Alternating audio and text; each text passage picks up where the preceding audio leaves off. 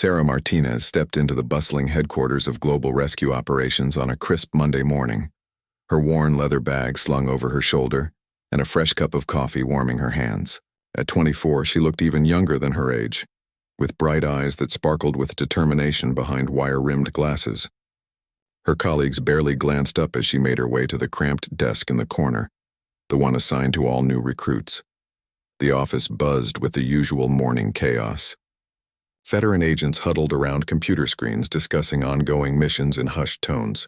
Maps covered every wall, marked with red pins indicating active crisis zones around the world. Sarah had dreamed of this moment for years, but now that she was here, she felt like a small fish in an enormous ocean. "Hey, rookie," called out Marcus Thompson, a gruff agent with 15 years of experience etched into the lines of his weathered face. "Coffee run in 10 minutes. We need 8 cups, and don't forget the sugar packets this time." His tone carried the casual dismissiveness reserved for newcomers who hadn't yet proven themselves worthy of respect. Sarah nodded with a polite smile, though something flickered in her eyes that Marcus missed entirely. She had graduated top of her class from the International Crisis Management Academy, spoke 4 languages fluently, and had spent 2 years volunteering in disaster zones across 3 continents. But here she was just another fresh face who needed to pay her dues. The morning briefing began at 9 sharp. Director James Harrison, a stern man in his 50s, stood before a large screen displaying satellite images of a remote mountain region. "We have a situation developing in the Karakoram Mountains," he announced, his voice cutting through the chatter. "A research team of 6 scientists has gone missing during a geological survey. Last contact was 3 days ago." Sarah leaned forward in her chair, studying the terrain displayed on the screen. The mountains were treacherous with unpredictable weather patterns and terrain that could challenge even the most experienced climbers. She noticed something others seemed to miss, a small detail in the satellite imagery that made her pulse quicken. "The Pakistani authorities have requested our assistance," Director Harrison continued. "This is a high-priority rescue operation. I'm assigning our Alpha team to lead the mission." He gestured toward Marcus and 3 other senior agents. "You'll depart tomorrow morning." As the briefing concluded, Sarah approached the front of the room where the senior agents were gathered around detailed topographical maps. "Excuse me," she said quietly. "I noticed something in the satellite images that might be important." Marcus barely looked up from the maps. "Listen, kid, we appreciate your enthusiasm, but this isn't a training exercise. Why don't you focus on learning the coffee machine instead?"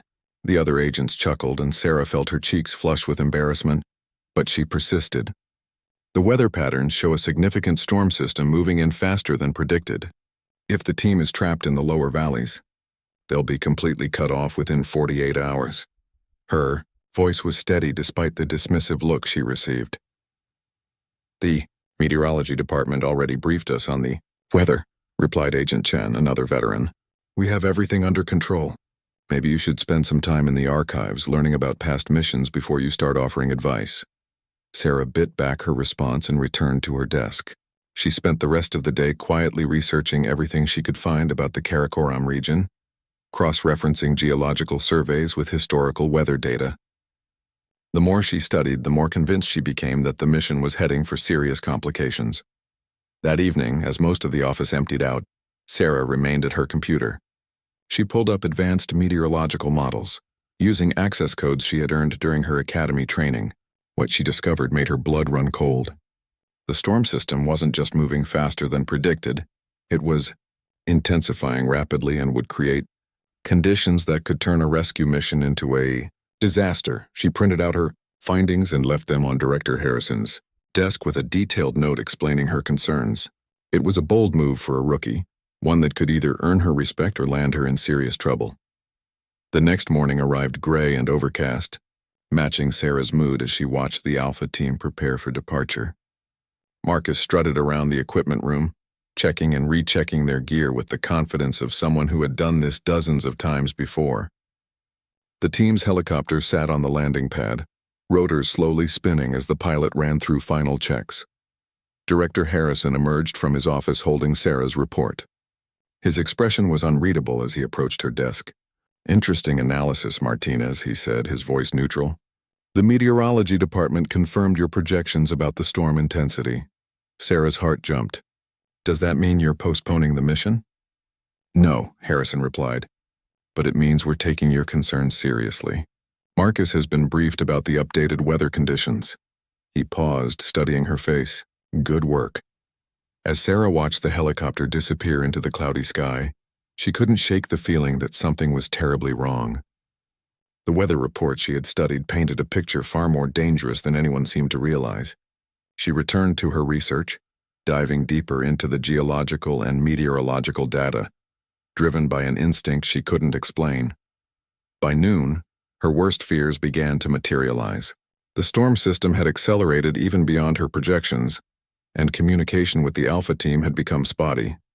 Sarah sat at her desk, watching the weather updates with growing dread, knowing that somewhere high in those unforgiving mountains, both the missing scientists and the rescue team were running out of time. The emergency alarm pierced through the quiet afternoon at Global Rescue Operations headquarters. Sarah looked up from her computer screen where she had been tracking weather patterns and satellite data for hours. Director Harrison burst out of his office, his face pale and drawn with worry. "We've lost contact with Alpha Team," he announced to the room. "Last transmission was 2 hours ago. They reported heavy snow and deteriorating conditions before the signal cut out completely." Sarah's stomach dropped. She had been monitoring the storm's progression all morning, watching helplessly as the weather system intensified beyond all predictions. The Karakoram Mountains were now being hammered by winds exceeding 60 miles per hour, with snow falling at a rate that would make navigation nearly impossible. "Sir," Sarah stood up, her voice cutting through the worried murmur of conversations around the office. "I've been tracking the storm. The conditions up there are catastrophic. If Alpha Team is caught in the open, they won't survive the night." Marcus's backup support team member, Agent Rodriguez, shot her an irritated look. The rookie's at it again with her weather reports. "Alpha Team knows how to handle themselves. They'll find shelter and wait it out." But Director Harrison wasn't dismissing her this time. He walked over to Sarah's desk and studied the meteorological data displayed on her screen. What he saw made his expression grow even more serious. The storm was massive, covering an area of over 200 square miles with the epicenter directly over the search zone. "How long until conditions improve?" Harrison asked, his voice tight with concern. Sarah pulled up extended forecasts from multiple weather services. "At least 72 hours before the storm passes completely. But there's something else." She highlighted a section of the topographical map. "The avalanche risk is extreme right now. Any rescue attempt using traditional methods could trigger massive snowslides." The room fell silent. Everyone understood the implications. Not only were 6 scientists missing somewhere in that frozen wilderness, but now their own rescue team was trapped in the same deadly conditions. Harrison made a decision that surprised everyone. "Martinez, you seem to have the best grasp on the situation. I want you to work with our communications team to establish contact with Alpha Team. Use every resource we have." Sarah felt a surge of adrenaline mixed with terror. This was her chance to prove herself, but the stakes couldn't be higher. She immediately got to work, coordinating with the communications specialist to boost signal strength and try different frequencies. For hours, they sent out calls into the static-filled void, hoping for any response. As evening approached, Sarah made a breakthrough. She discovered that the storm was creating unusual atmospheric conditions that were bouncing radio signals in unexpected directions. By adjusting their transmission angle and using a specific frequency band, they might be able to reach the team. "Alpha Team, this is Base. Do you copy?" Sarah spoke into the microphone, her voice steady despite her racing heart. Static filled the speakers for several long seconds. Then, through the crackling interference came Marcus's voice, weak but unmistakable. "Base, this is Alpha Team. We're in serious trouble up here." The relief in the room was palpable, but it was short-lived as Marcus continued his report. "We found the missing scientists, but we're all trapped in a cave system. One of our team members has a broken leg, and 2 of the scientists are showing signs of severe hypothermia. We can't move them in these conditions." Sarah grabbed the microphone. "Alpha Team, this is Martinez. Can you give me your exact coordinates?" There was a pause before Marcus responded, and she could hear the confusion in his voice. "Martinez? The rookie? Where's Director Harrison?" "I'm here, Marcus." Harrison's voice came through as he took the microphone. "Martinez has been coordinating our communication efforts. She's proven invaluable. Now give us those coordinates." As Marcus provided their location, Sarah was already plotting it on her detailed maps. What she saw made her realize the true scope of the crisis. The team wasn't just trapped by weather. They were in one of the most geologically unstable areas of the entire mountain range. "Sir," she said quietly to Harrison, "they're in the worst possible location. That cave system is in a zone where avalanches have been recorded historically. Even when the storm passes, getting them out will be incredibly dangerous." Harrison studied the maps over her shoulder. "What do you recommend?" Sarah took a deep breath. This was the moment she had trained for her entire life, even though she never imagined it would come so soon. "We need a completely different approach. Traditional helicopter rescue won't work. The landing zones are too unstable, and the storm will last too long for the injured to survive." She pulled up specialized equipment catalogs on her computer, her fingers flying across the keyboard as she searched for solutions. "There's an experimental high-altitude rescue system that was tested in the Himalayas last year. It uses lightweight gear that can be deployed in extreme weather conditions, but it requires someone with specific technical expertise to coordinate it. Do we have anyone with that expertise?" Harrison asked. Sarah hesitated for just a moment before answering. "I trained on that system during my final semester at the academy. I wrote my thesis on high-altitude rescue operations in extreme weather conditions." The room went quiet again. Agent Rodriguez shook his head skeptically. "You want to trust the lives of 8 people to someone who's been here for exactly 1 week?" Harrison looked at Sarah intently. "Are you confident you can coordinate this type of rescue?" Sarah met his gaze without wavering. "Sir, I've studied every aspect of this scenario. I know the equipment, I understand the terrain, and I've been tracking this storm system better than anyone else. I can't guarantee success, but I can guarantee that waiting for conventional rescue options will result in casualties." As if to emphasize her point, another transmission came through from Alpha Team. Marcus's voice was weaker now, strain evident in every word. "Base conditions are deteriorating rapidly. We need extraction options soon, or we're going to lose people up here." Harrison made his decision. "Martinez, you're now coordinating the rescue operation. Tell me what you need."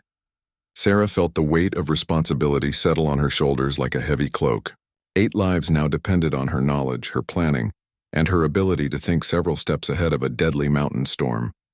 She looked around the room at the faces of her colleagues, some skeptical, some worried, but all now looking to her for answers. "First," she said, her voice gaining strength and confidence, "we need to contact the specialized equipment suppliers. Then we need to assemble a team with specific technical skills. And most importantly, we need to do it all before the storm gets any worse." As Sarah began making rapid-fire phone calls and pulling up technical specifications, she could feel the dynamics in the room shifting. The rookie who had been dismissed just days ago was now the person everyone was counting on to bring their colleagues home alive. Sarah worked through the night, her desk becoming command central for the most complex rescue operation Global Rescue Operations had attempted in years.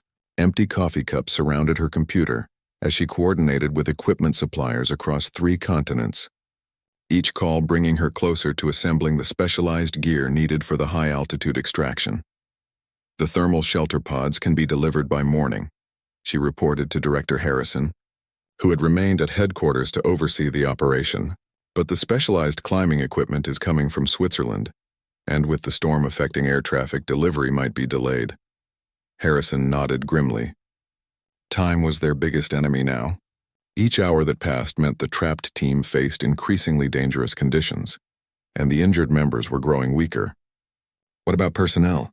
Who do we have that can handle this type of technical rescue?" Sarah had been working on that problem for hours. The high-altitude rescue system required operators with specific training that most of their regular agents lacked. "I've contacted 3 specialists who worked on the Himalayan trials. 2 are available and can be here by tomorrow afternoon, but that might be too late." She paused, then continued with careful deliberation. "There is another option. I can deploy with a smaller team and begin the setup process. The system was designed to be operated by a 2-person crew in emergency situations." Agent Rodriguez, who had been monitoring communications, turned around sharply. "You want to go up there yourself? You've never been on a real rescue mission, let alone one in conditions like this." Sarah met his skeptical gaze. "I've trained extensively in simulated environments that replicated these exact conditions. The Academy's mountain training facility in Colorado has equipment that matches the Karakoram terrain profiles. Before Rodriguez could respond, another transmission crackled through from Alpha Team. This time it was Agent Chen's voice, strained with exhaustion. Base Marcus is developing signs of altitude sickness, and one of the scientists has become unresponsive. We need medical evacuation immediately. The urgency in Chen's voice sent a chill through the room. Sarah quickly checked her weather projections. The storm eye will pass over their location in approximately 8 hours, she announced. We'll have a window of maybe 90 minutes with reduced wind speeds, but the snow will still be falling heavily. Harrison studied the tactical display Sarah had set up on the main screen. Can your rescue system work in those conditions? It was specifically designed for them, Sarah replied confidently. The equipment uses advanced materials that remain flexible in extreme cold, and the extraction method doesn't require a traditional landing zone. But timing will be critical. She pulled up detailed technical specifications on her computer. The system works by establishing anchor points on stable rock formations above the trapped location. We then deploy a guided descent line that can be used to lower medical supplies and evacuate personnel one at a time. Harrison made his decision. Assemble your team. What do you need? Sarah had already prepared a list.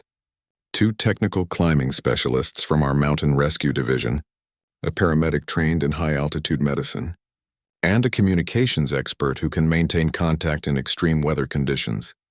Within hours, Sarah found herself in the equipment bay, checking and rechecking every piece of the specialized gear. The thermal shelter pods were sleek, lightweight structures that could provide life-saving protection in temperatures well below zero. The climbing equipment was unlike anything in their standard inventory. Ropes made from advanced synthetic materials that remained flexible at -40 degrees. Anchoring systems designed to grip ice and rock with equal effectiveness. Dr. Emily Watson, the high-altitude medical specialist, arrived as Sarah was testing the communication equipment. I've reviewed the medical reports from Alpha Team, Dr. Watson said. The unresponsive scientist is likely suffering from severe hypothermia, complicated by altitude sickness. We'll need to warm him gradually during extraction to avoid cardiac complications. Sarah nodded, adding medical warming packs to their equipment list. Every detail mattered when working in conditions where a single mistake could be fatal. The helicopter pilot, Captain James Rodriguez, no relation to the skeptical agent, briefed them on the flight plan. I can get you within 2 miles of Alpha Team's location, but the landing zone will be marginal at best. You'll need to rope down from the aircraft and establish your base camp quickly. Sarah studied the topographical maps one final time, memorizing every ridge and valley between their insertion point and Alpha Team's location. The route would take them across exposed terrain, where the wind could easily knock an unprepared climber off their feet.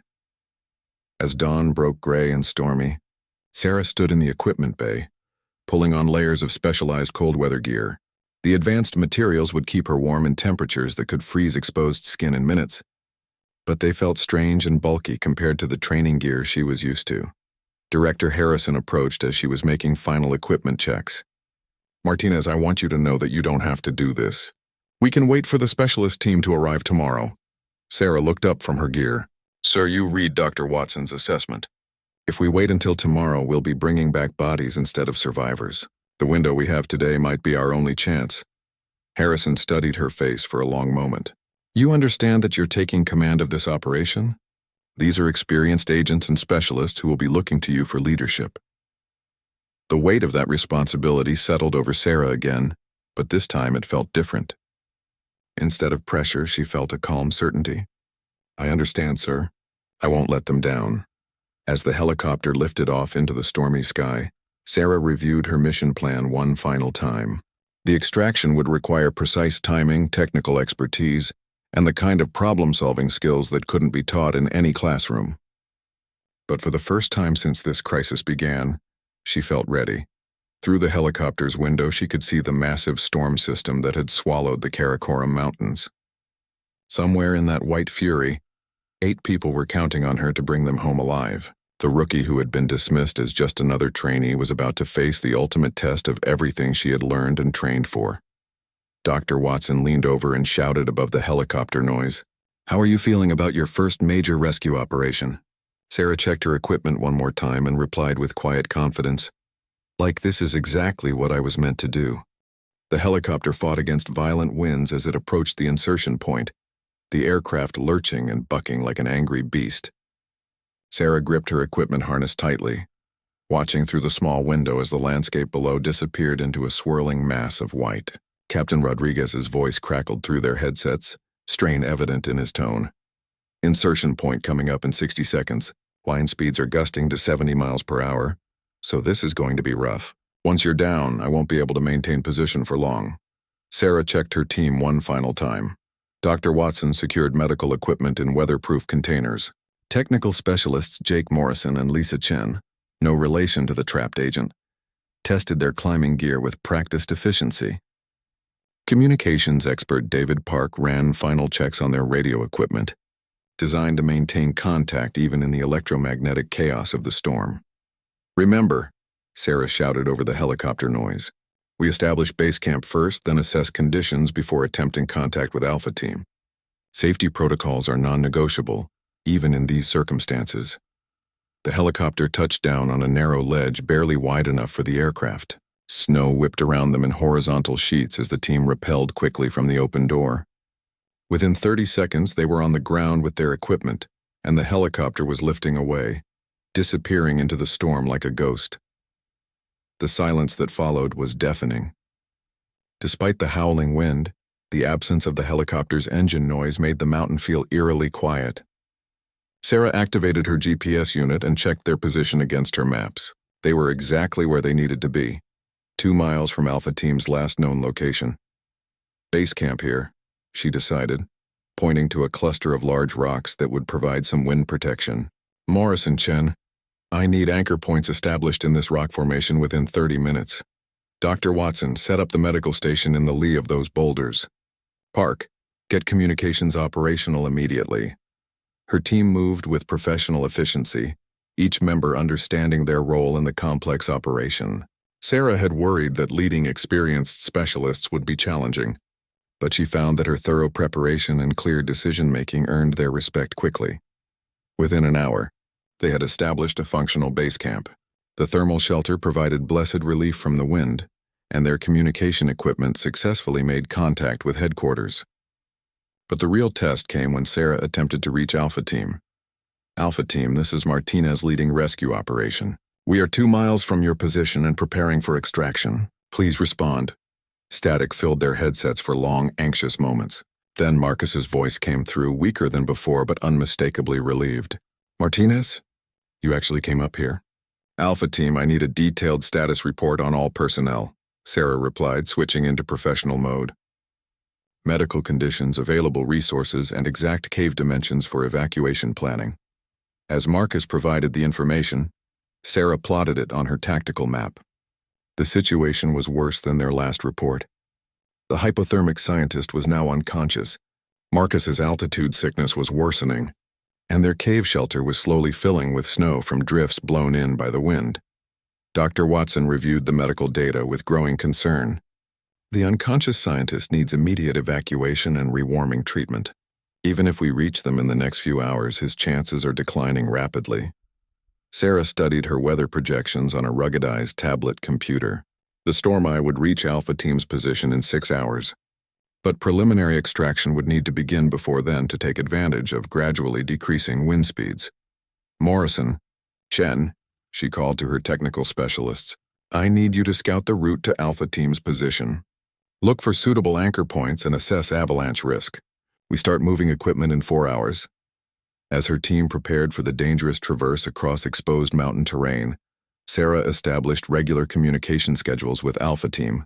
Every hour she checked on their medical status and provided encouragement. She could hear the strain in Marcus's voice growing with each transmission, but also something else, a grudging respect for her professional competence. Martinez, Marcus's voice came through during one afternoon check-in. I owe you an apology. Back at headquarters, I didn't give you the respect you deserved. Sarah keyed her microphone. Focus on keeping your team alive, Marcus. We'll discuss apologies when everyone's back home safe. The weather began showing subtle signs of improvement as afternoon progressed into evening. Wind speeds decreased from catastrophic to merely dangerous, and the horizontal snow changed to heavy vertical flakes. Sarah's meteorological calculations were proving accurate, giving her increased confidence in the extraction timing. "Pack, get me a direct line to Director Harrison," Sarah ordered. When the connection was established, she provided a detailed status report. "We're go for extraction operation in approximately 2 hours. All equipment is tested and ready, route is scouted and marked, and weather conditions are improving on schedule." Harrison's voice carried relief and pride. "Outstanding work, Martinez. You have full operational authority. Bring our people home." As darkness fell over the mountain, Sarah gathered her team for final mission briefing. The rescue would happen at night in sub-zero temperatures across terrain that challenged even expert climbers. One mistake could turn a rescue mission into a recovery operation. "The extraction system allows us to evacuate one person every 20 minutes, Sarah explained, pointing to technical diagrams. "We'll start with the most critically injured and work systematically. Through all 8 personnel, Dr. Watson will assess each person before evacuation to determine medical priorities." Morrison raised a practical concern. What if weather conditions deteriorate faster than projected? Sarah had planned for that contingency. "We have equipment staged for emergency shelter construction at the halfway point. If conditions become impossible, we can establish a temporary medical station and wait for the next weather window." As they prepared to leave base camp, Sarah felt the enormous responsibility of the mission settling on her shoulders. 8 lives depended on her planning, her technical knowledge, and her ability to make critical decisions under extreme pressure. Everything she had studied and trained for led to this moment. She checked her equipment one final time, tested her radio, and shouldered her pack. "Team, we're moving out. Remember, slow and steady progress. Safety first, then speed. Let's bring everyone home." The team formed a rope line and began traversing across the snow-covered terrain toward Alpha Team's location.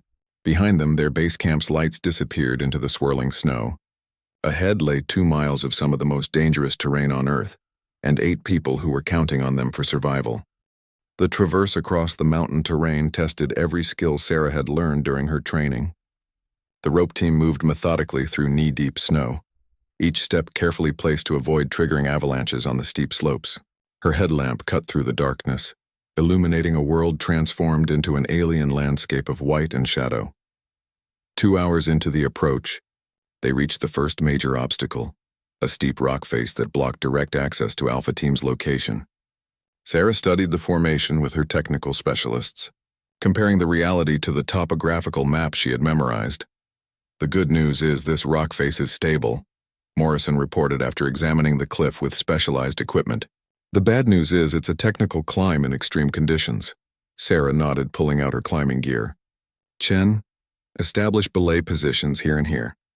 She pointed to specific locations on the rock face. "Morrison, you'll anchor the extraction system at the top. Dr. Watson, Park, you'll wait here until we secure the route." The climb up the ice-covered rock demanded total concentration. Sarah's training took over as she methodically placed protection points and tested each handhold.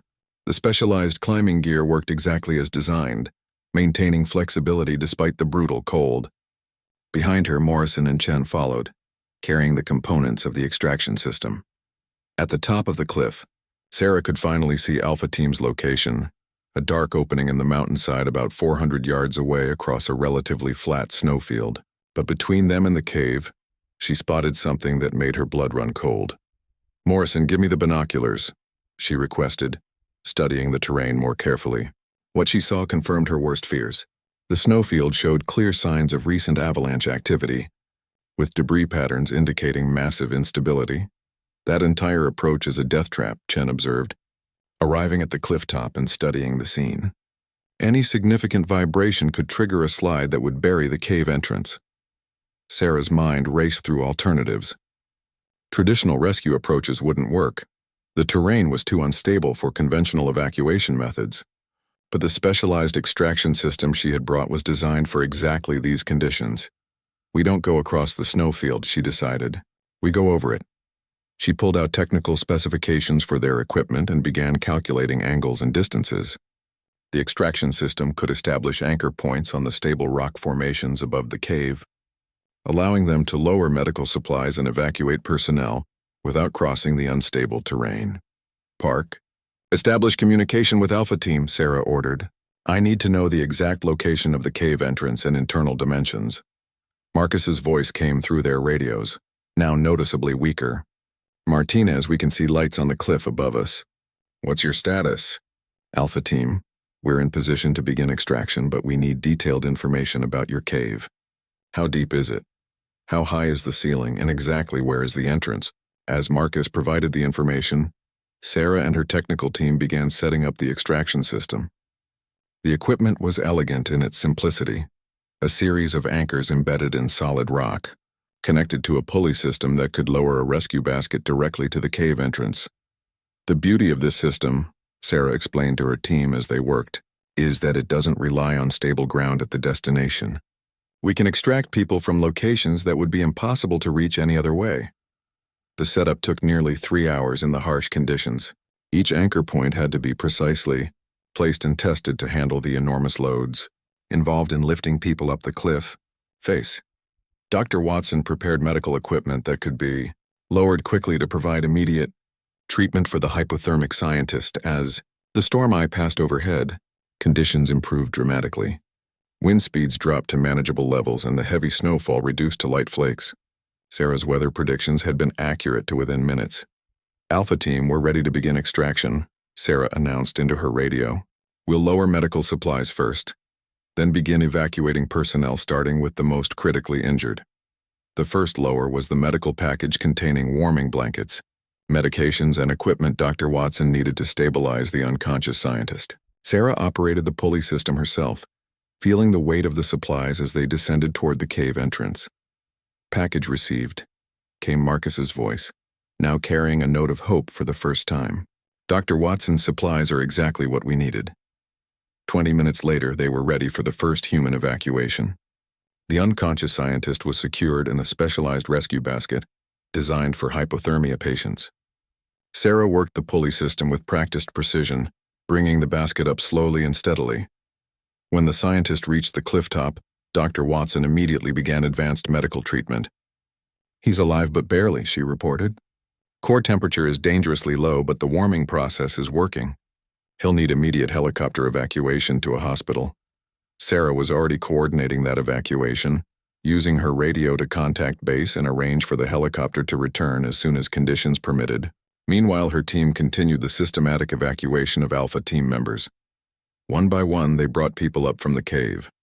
The 2 scientists with severe hypothermia came next, followed by Marcus, who, despite his altitude sickness, insisted on being evacuated last to ensure his team's safety.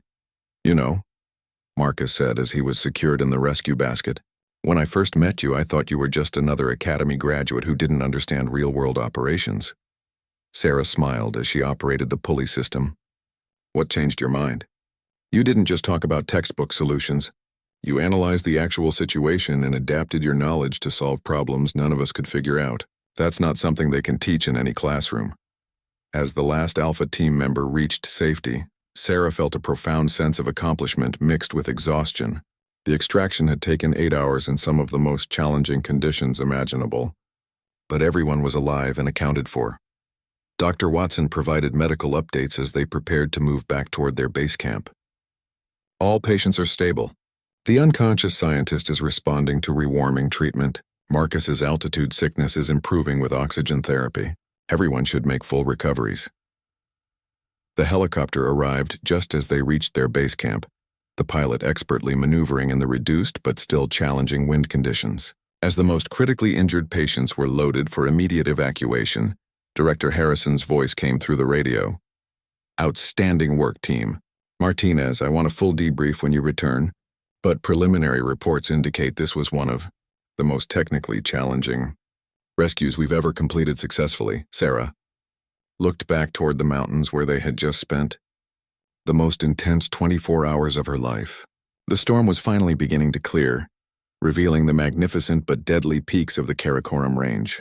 Somewhere in those mountains, her quick thinking and technical expertise had made the difference between life and death for 8 people.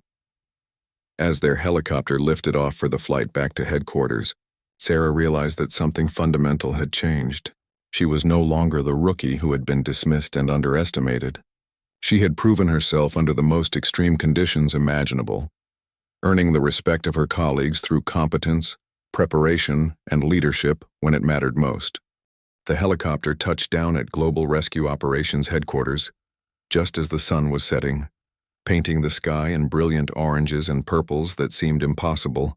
After the gray fury of the mountain storm, Sarah stepped out onto the landing pad, her legs unsteady after nearly 36 hours of continuous operation in extreme conditions. The entire headquarters staff had gathered to welcome them back. Sarah saw faces she recognized from her first day.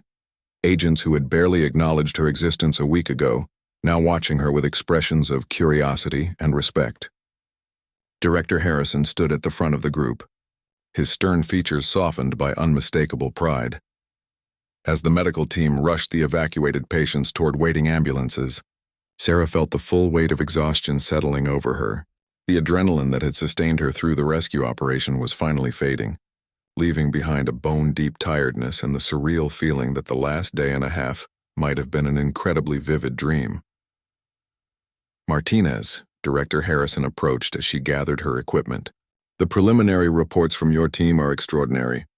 8 successful evacuations from terrain that 3 other rescue organizations had deemed impossible to access. Sarah nodded, too tired for lengthy conversation.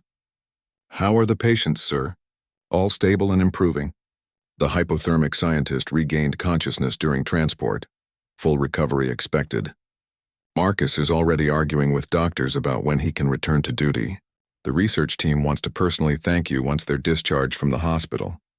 As Sarah made her way into the building, she noticed how conversations stopped and resumed as she passed. Word of the rescue operation had spread quickly through the organization, and she could feel the shift in how people perceived her. The transformation was subtle but unmistakable. She was no longer viewed as just another trainee. In the equipment bay, Sarah methodically cleaned and checked every piece of specialized gear they had used. The process was meditative, allowing her mind to process everything that had happened. Each tool had performed exactly as designed, validating years of research and development by engineers who had never imagined their equipment would be tested in such extreme conditions. Agent Rodriguez, the one who had been skeptical of her abilities, approached as she was coiling climbing ropes. Martinez, I owe you an apology, he said, his voice carrying genuine humility. When Harrison put you in charge of the operation, I thought he was making a mistake based on desperation. Sarah looked up from her work. What changed your mind? The debrief reports from Morrison and Chen. They said you didn't just coordinate the technical aspects. You anticipated problems before they developed and had solutions ready. That kind of operational thinking usually takes years to develop. Sarah smiled, appreciating the acknowledgement but not needing it for validation. I had excellent training and preparation time to study every aspect of the situation. The technical knowledge was there. I just needed the opportunity to apply it. Over the following days, news of the rescue operation spread beyond global rescue operations. International rescue organizations requested detailed reports on the equipment and techniques used. Sarah found herself invited to brief senior officials on high-altitude rescue innovations, discussing technical aspects with experts who had decades more experience than her. The transformation in her daily routine was dramatic. Instead of coffee runs and filing duties, Sarah was assigned to the strategic planning department, where her analytical skills and technical knowledge were valued. She worked on improving rescue protocols, evaluating new equipment, and training other agents in advanced rescue techniques.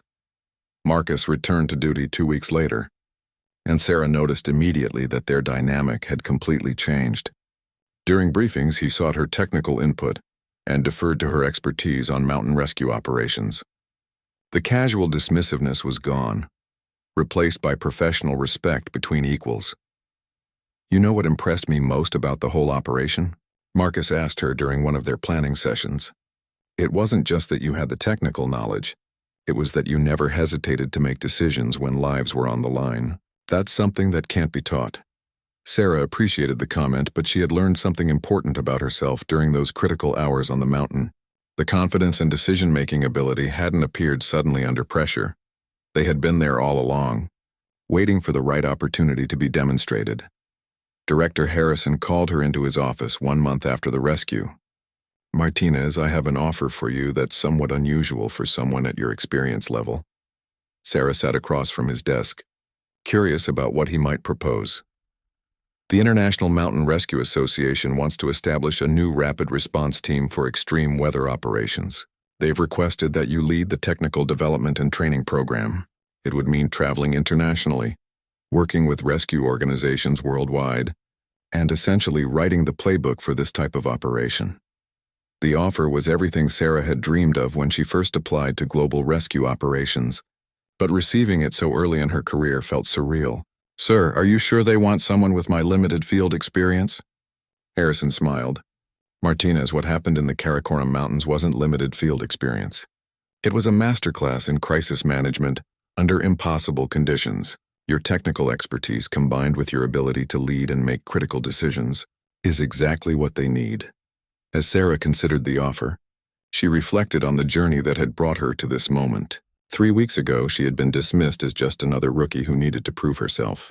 Today, she was being offered the opportunity to shape the future of international rescue operations.